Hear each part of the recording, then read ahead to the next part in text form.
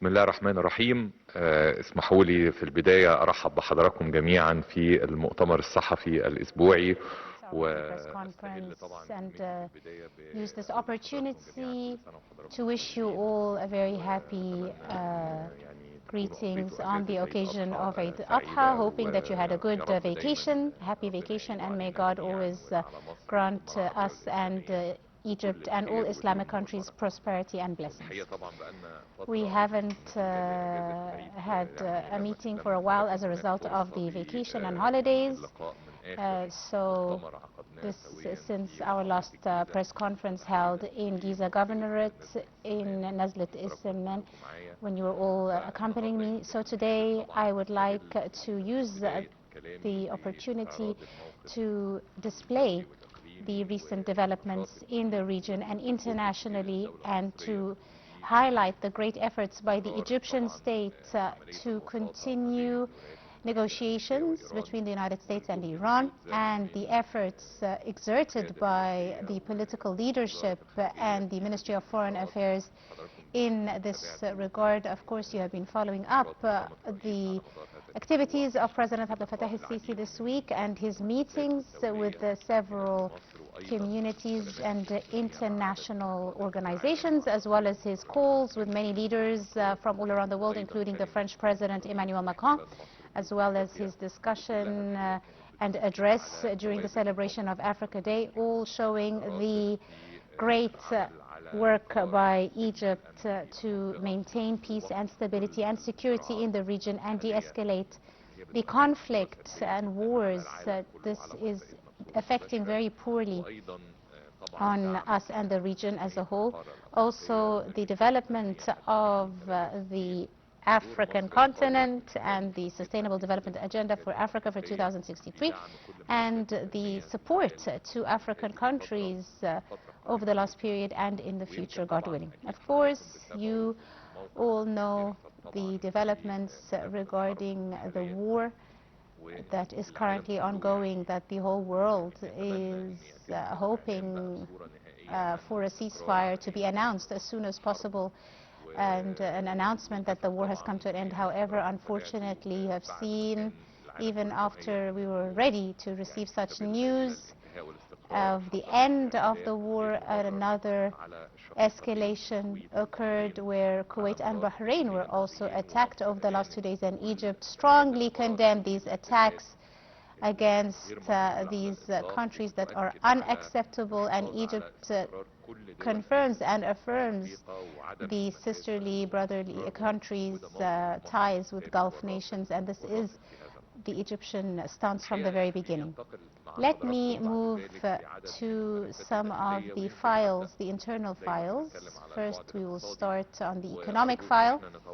I would like to take a moment here to discuss the recent development by the Central Bank of Egypt, where they discussed the Egyptian remittances from July 2025 till March 2026, which has gone to $34.9 million over the last 9 months, compared to the 6.14 million which we saw a year ago. And this shows the continued trust in Egyptians abroad, even in light of the international crises and shocks in the markets.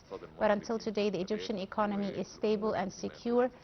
And regarding financial development in Egypt, it is ongoing very well. And this figure shows the stability. And also we said that there have been an increase in tax revenues, again by 29% from July 2025 till March 2026, and this is again a great achievement. The government and the state did not ask for more taxes, but this is just a result of digitalization of the whole tax revenue process, and this has enabled the Ministry of Finance to achieve this achievement and development.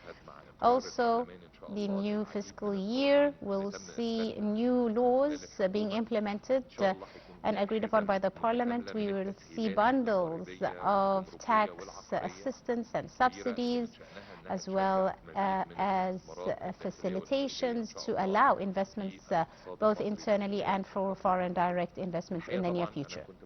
Also, I was revising with my colleagues and the ministers. We are on the doorway of a new fiscal year, and I will be following up on the new budget as the Parliament will, of course, approve later.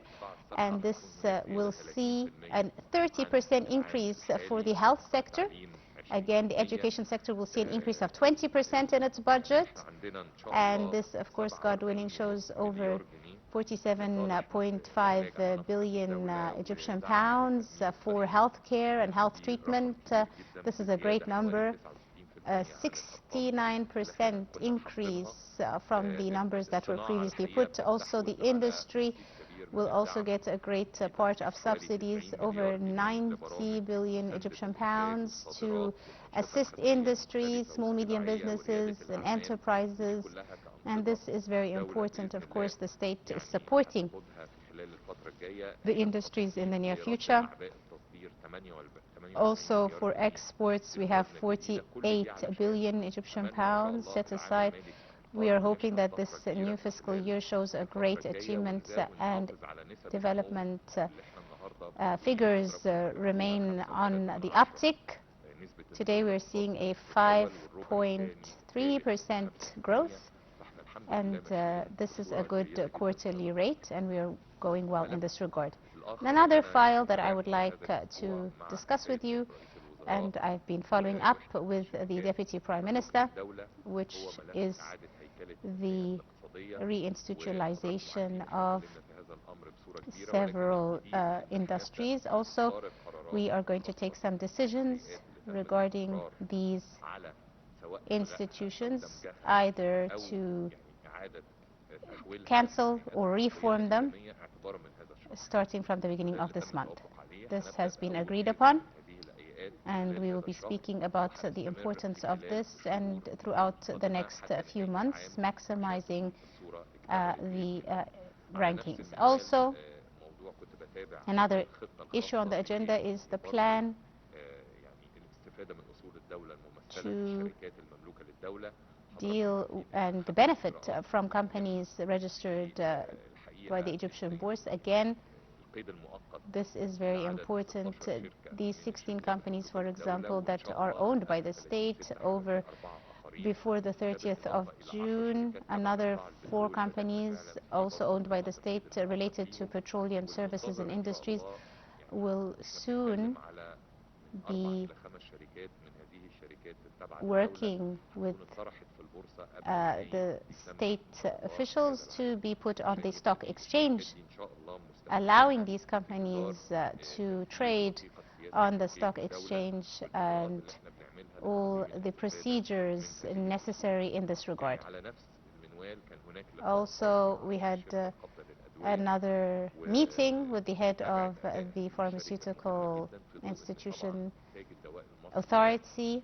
The Egyptian production of pharmaceuticals is very important, and we were discussing how this sector can be further developed and increased production as well for these sectors, as well as starting the production of new kinds of medicines, specifically biological grade medicines, as well as oncology medicines.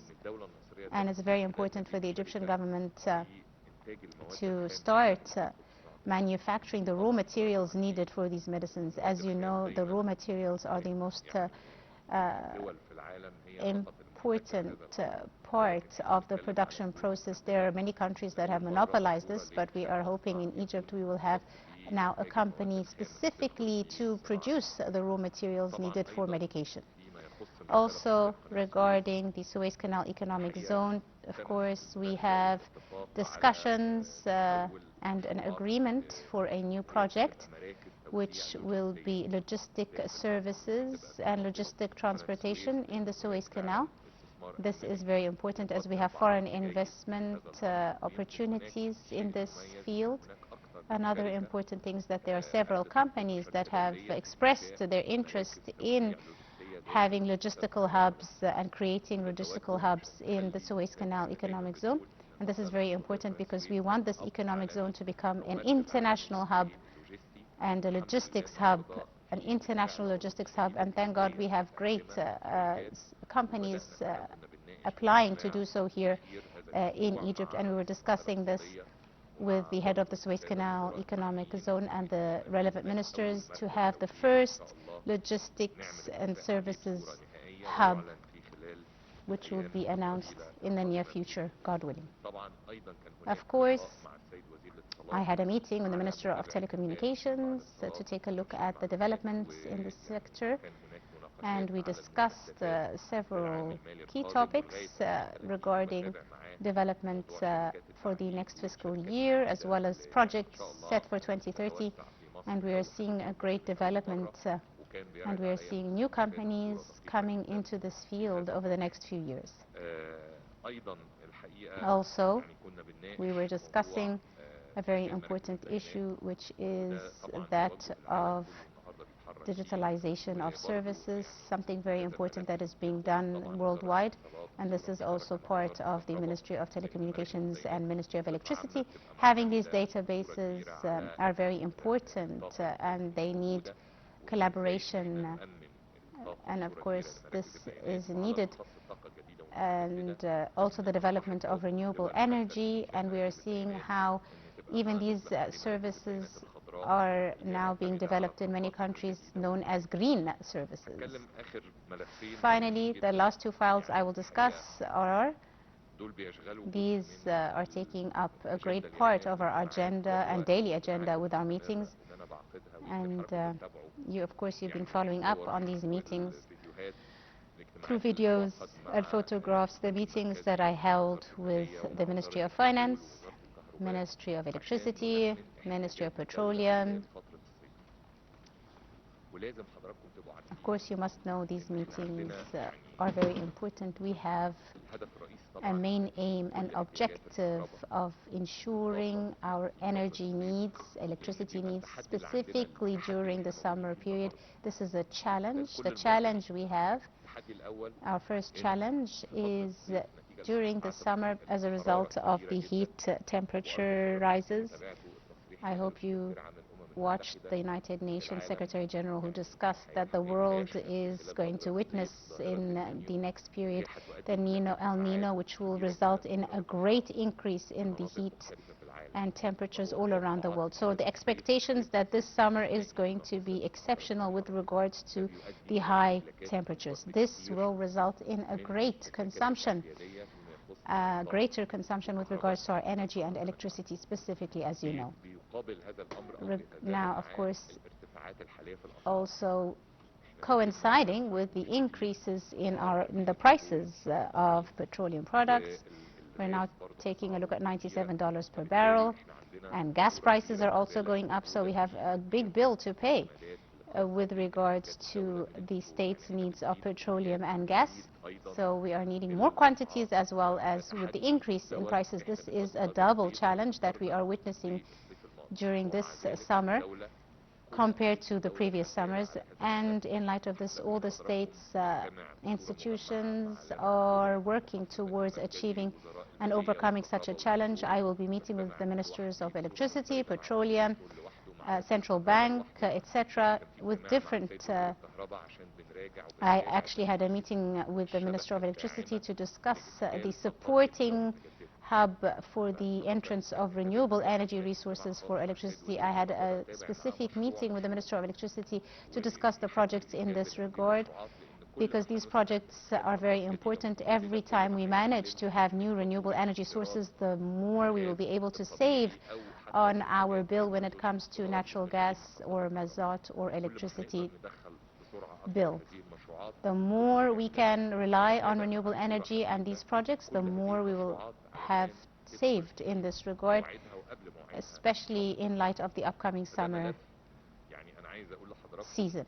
This is a very important file. The numbers compared to the last summer season, as a result of the challenges and the increase in the prices, there are great increases in the prices.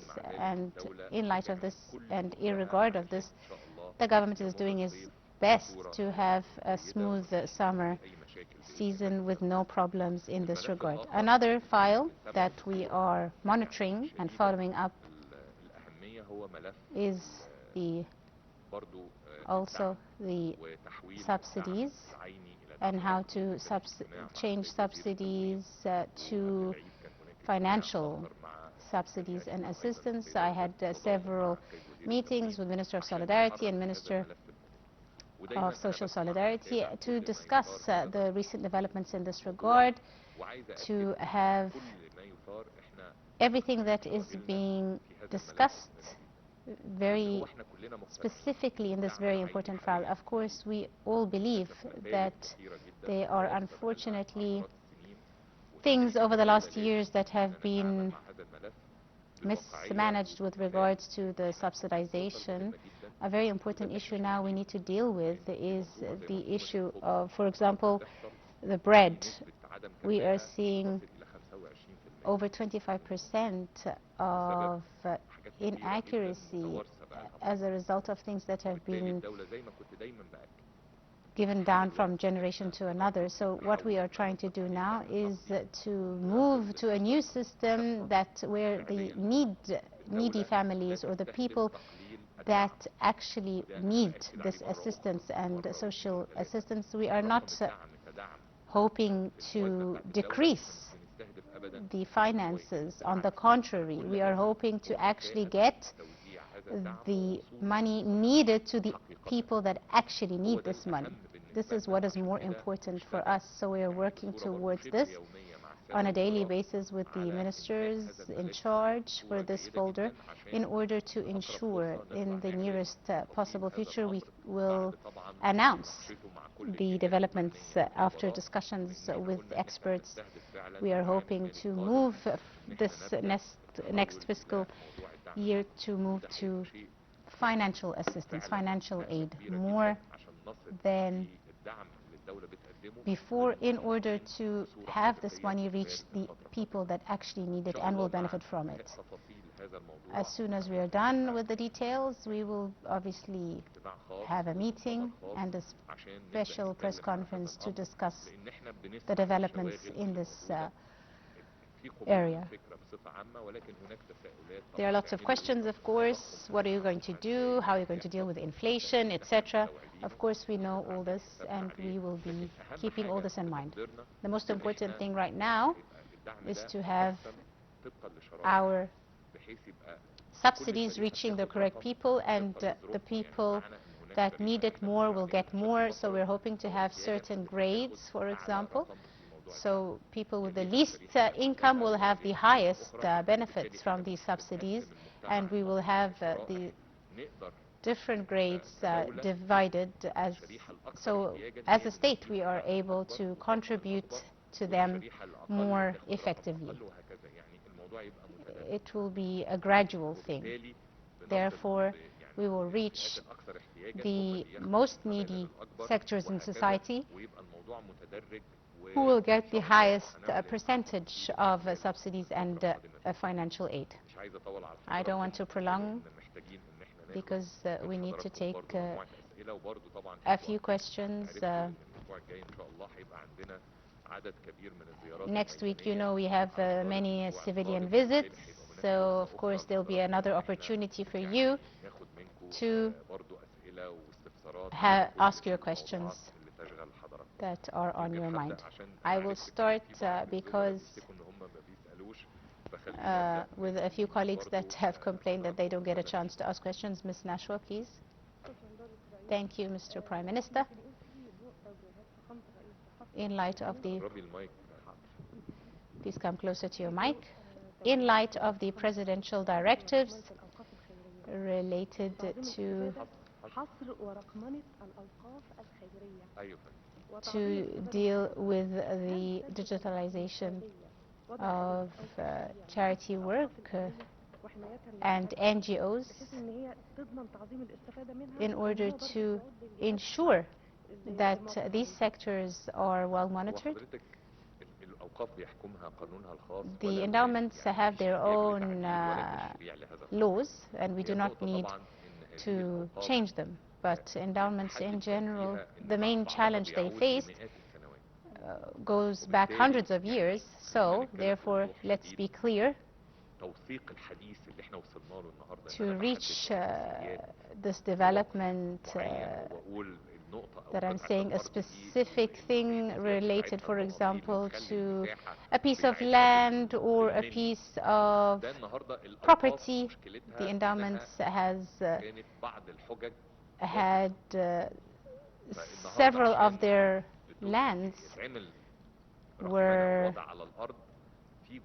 just passed down from generation to generation. So now we have seen over the last period of time the state still has a challenge to gradually see and implement the correct the implementation of the spaces. So what we have and the directives of the President is to end all the buildings and land for this ministry so they can be totally utilized, and of course the removal of any unlawful or illegal structures that we have seen on their lands.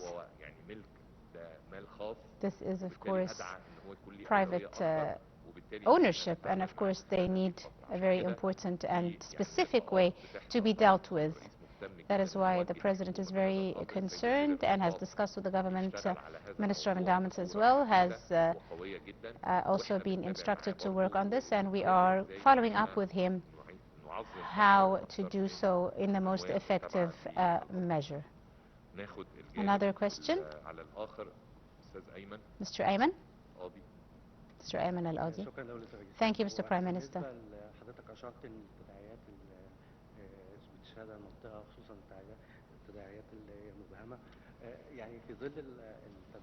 In light of the developments, for example, the Egyptian Central Bank said that they will have foreign exchange between Egyptian currency and Chinese currency. Will this affect the foreign currency inflows? How can we benefit from this agreement with other countries from all around the world? Yes, the Egyptian Central Bank is working on this issue with the several countries, and this kind of agreements and the increase of these agreements, but we are still negotiating with other countries, even with China, to have a bigger role in this agreement. It's very important to show that this also indicates how the Egyptian economy is being looked at and seen and trusted. Thank God, even in light of the regional shocks and challenges as a result of the escalation in the region, but stability still ensures in Egypt, and our financial stability and our foreign currency rates are all stable. So the whole world is aware of this and showing the stability and security in Egypt. Thank God. This shows in different sectors, including even the Egyptian remittances from abroad.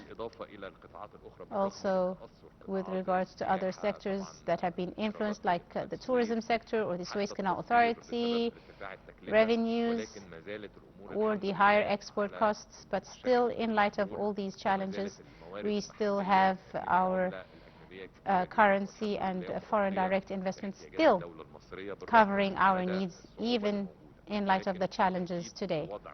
And as you can see as well, if we are comparing our situation now,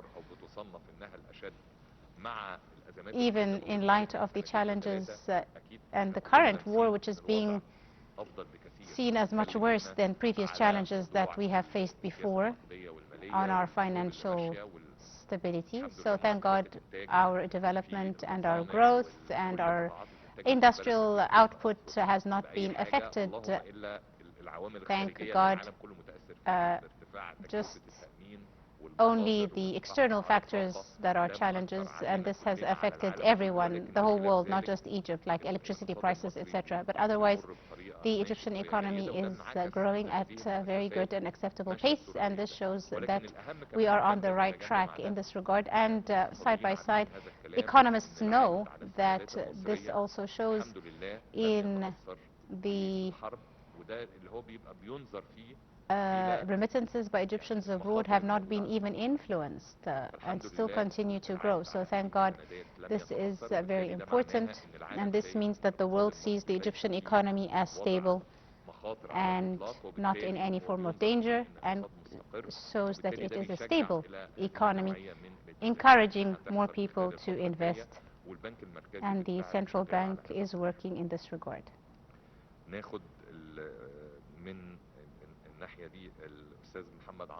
Mr. Mohammed Antar, your question. Thank you, Mr. Prime Minister.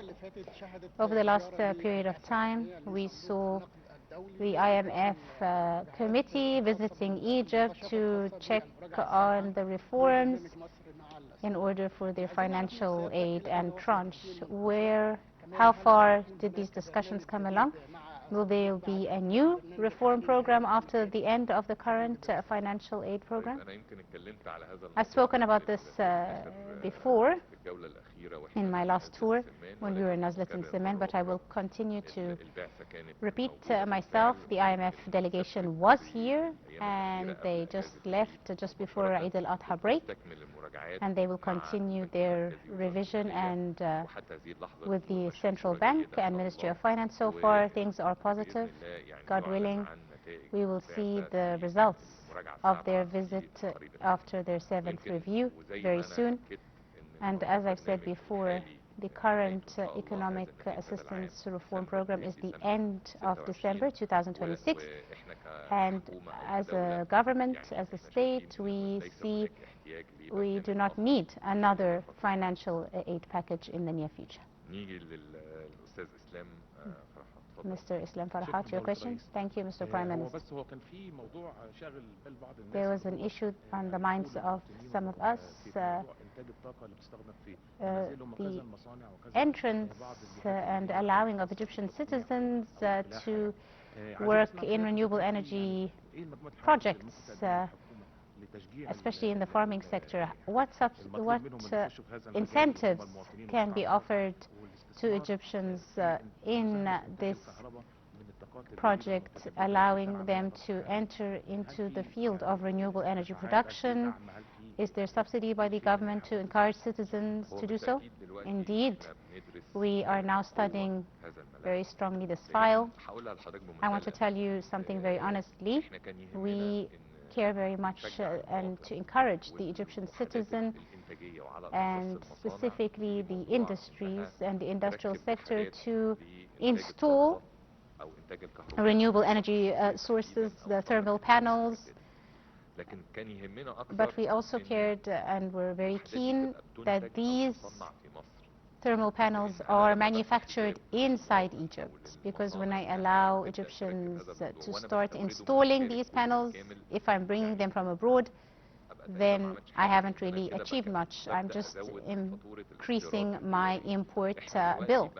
However, now we have companies that have started producing these solar panels and solar units, which means this, of course, they are available by our Egyptian pound, and this has encouraged us as the government to work clearly on this file with the Ministry of Electricity and Ministry of Industrialization, Industry, to work on this file, allowing the production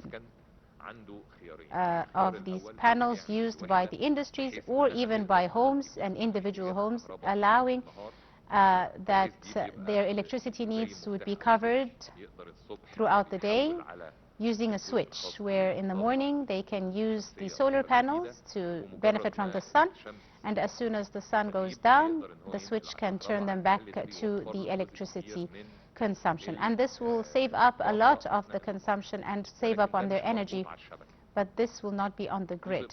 This is another suggestion, is to put this panel on the grid, on the electricity grid, which means that any extra production of energy can be given over to the electricity grid, and this is another project being discussed, and we are taking a look at ways we can encourage citizens to enter in this field, specifically the industrial sector, because their consumption of electricity is much greater than households, and they need much more energy sources. So we're encouraging these industries to install renewable energy sources and panels. And today, European Union countries actually enforce companies and industries to use renewable energy sources. So this is a benefit that will also decrease the use of electricity, and this will also result in his production called green products, allowing for further exports. Ms. Jihen, go ahead, your question. As the Thanawiya Amma exams are around the corner, what are the government's preparations for these exams, for them to occur peacefully with no challenges? And what is your message to parents and students in this very important period? I also had a meeting with the Minister of Education, specifically related to Thanawiya Amma exams, and we discussed the importance of invigilation and monitoring. And specifically, when I visited a school compound in Giza, we saw the idea to decrease the number of students in classrooms, just as you saw when we visited the school. This means that instead of having over 2,000 examination centers, I can have less account, maybe 1,000. If I can have less, almost half, then this means, and we will keep in mind, of course, where the student lives, and if I can decrease the number of examination centers, this, of course, will be more controlled, because there will be more invigilation on less centers, which is very, very important, and this is what we are working towards achieving. What I want to say is, for us as a state, what I care about the most is I have a logistic and organized and secure examination process for our students and our children to take their exams in a relaxed environment, under no stress and with full and total concentration. This is what I said regarding the new education system and the new Thanawiya Amma system or baccalaureate system. We are working towards this to really alleviate the terror and fear when it comes to Thanawiya Amma exams, which has a certain mentality that it's a once-off exam, and if anything happens, his future or your child's future is destroyed. So the baccalaureate new system will actually give children more than one chance to sit examinations and take exams, just like the international education opportunities that are provided to their students. And I think with this new education system, we will reach the same thing.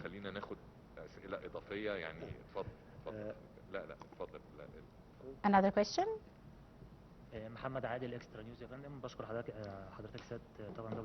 Thank you, Mr. Prime Minister, for your time. My question is, in light of the closure of the Strait of Hormuz, how do you see the Egyptian agricultural exports being affected as a result of this closure? Also, another thing is related to the personal or familial laws, that the Parliament has refused a law, that the law has not passed to the certain legislative authorities. The first part of your question related to the war and the challenges as a result of the closure of the Strait of Hormuz. This is not just affecting Egyptian exports, but all the countries around the world. But we had alternative routes and alternative markets in order to deal with the challenges in this regard. Thank God we have managed to export to even the Gulf countries that have been affected by this war, we have managed to find alternative routes to use to export Egyptian products, for example, Safaga Mina and other areas, for example, with Saudi Arabia.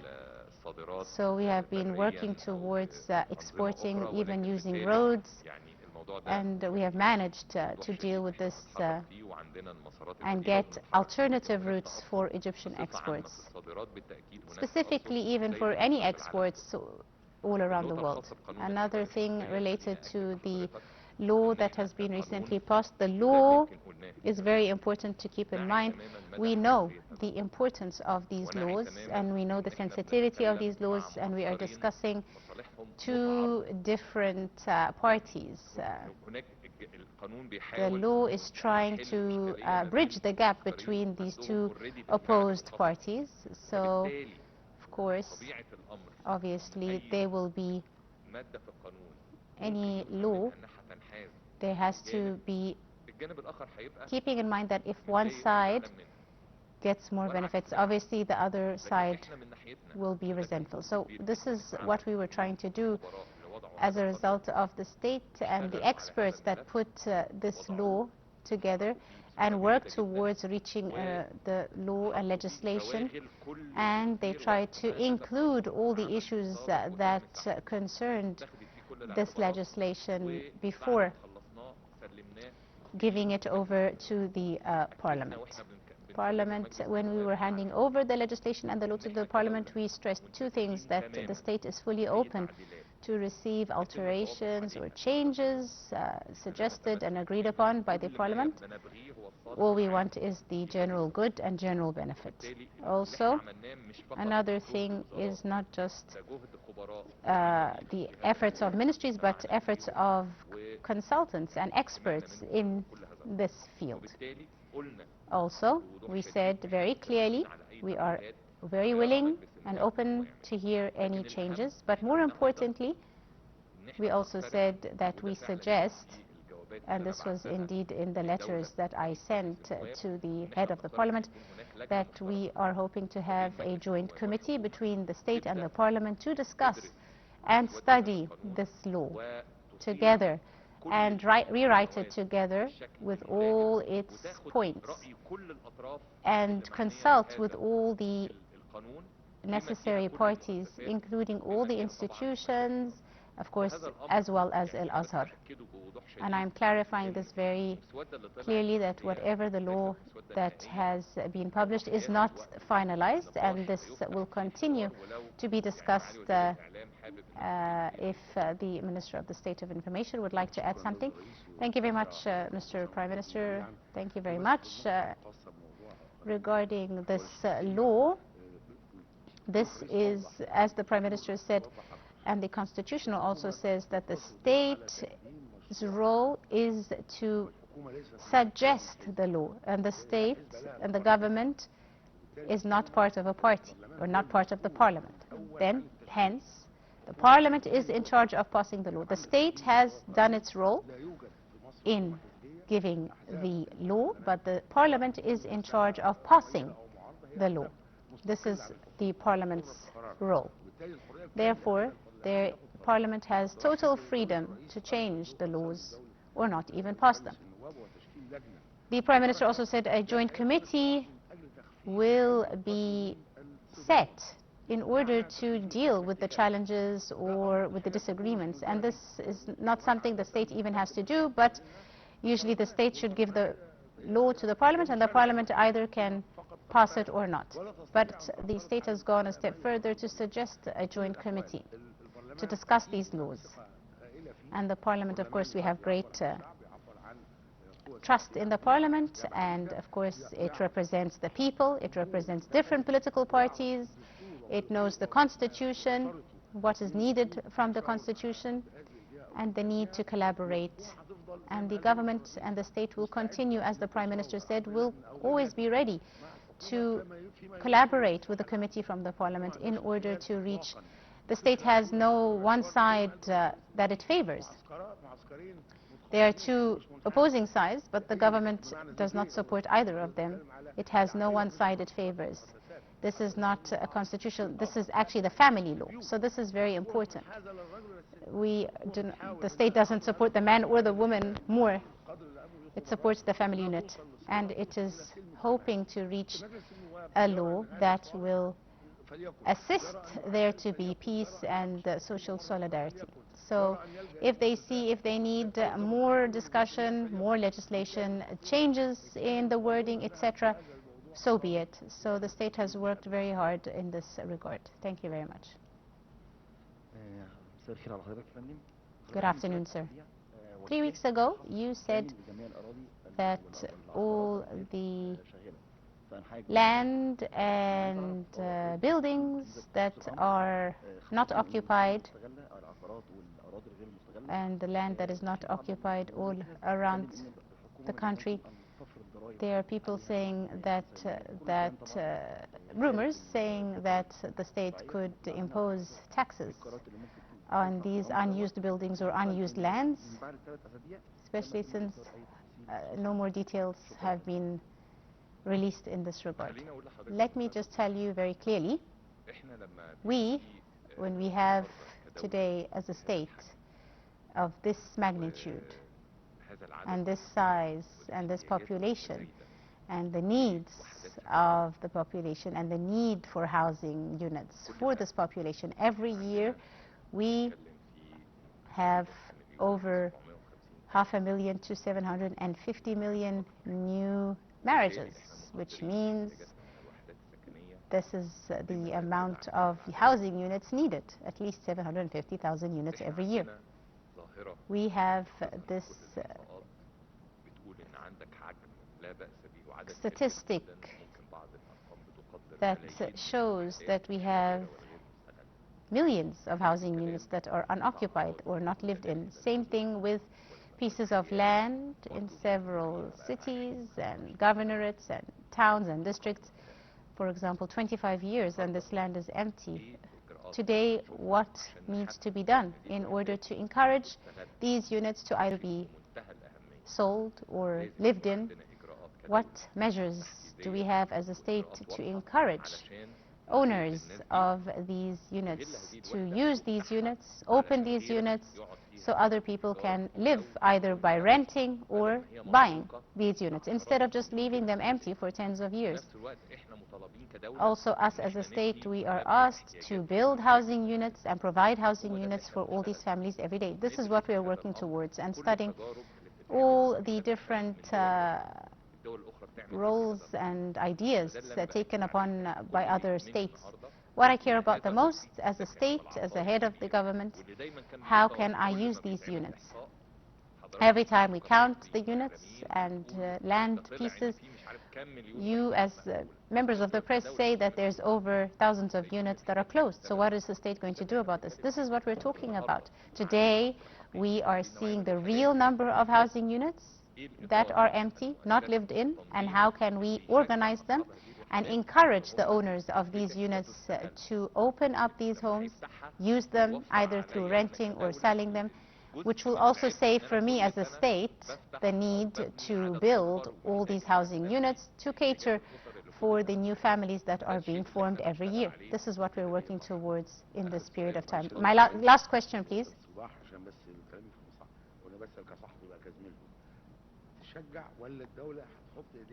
Question, will the state encourage or take these units? We cannot take these units. These are privately owned units. We cannot take these units as a state, but we can incentivize the owners of these units, subsidize them, incentivize them, to encourage them to please open these units, sell them or rent them, and there are positive and negative incentives. Both must be put. How can I encourage him and at the same time tell him why aren't you opening them? There must be pros and cons. There must be procedures. So we have to have positive and negative incentives, and this is what we're saying. Last question, please.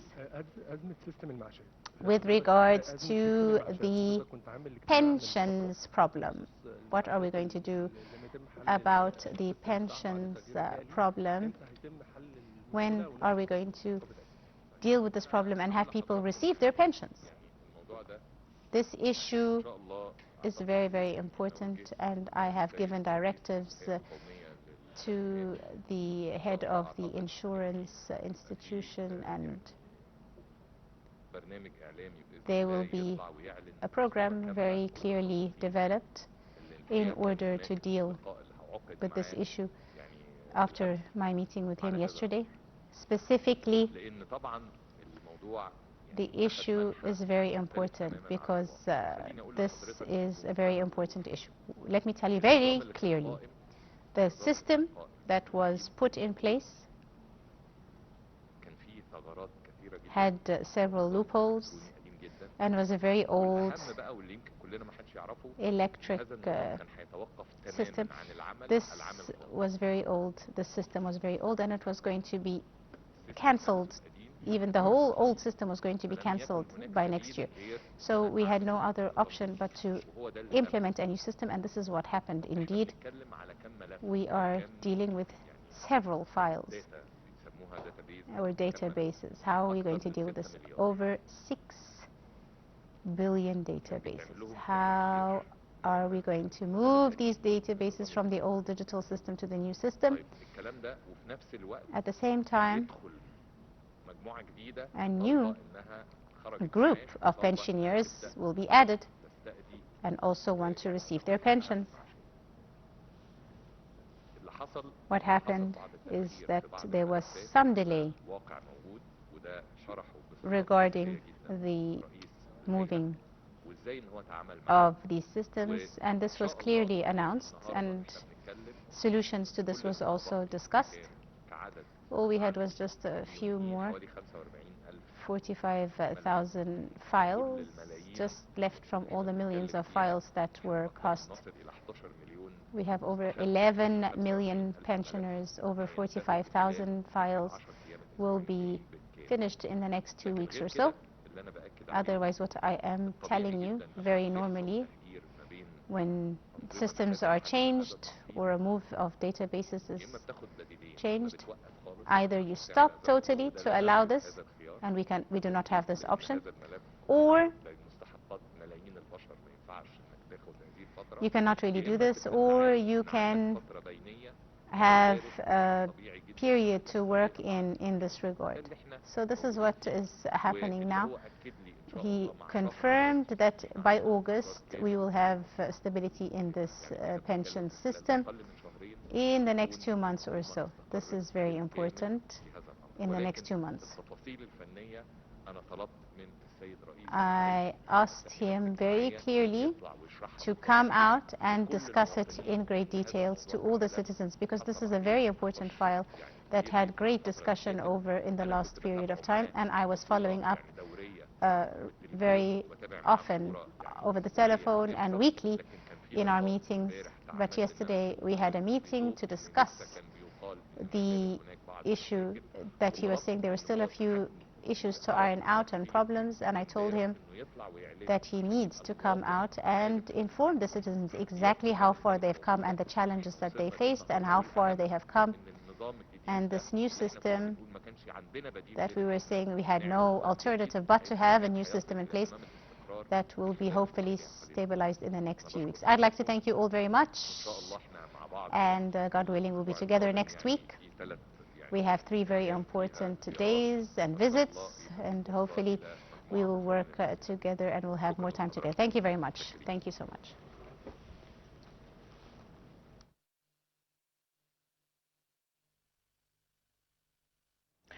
Welcome back. That was live from the new capital.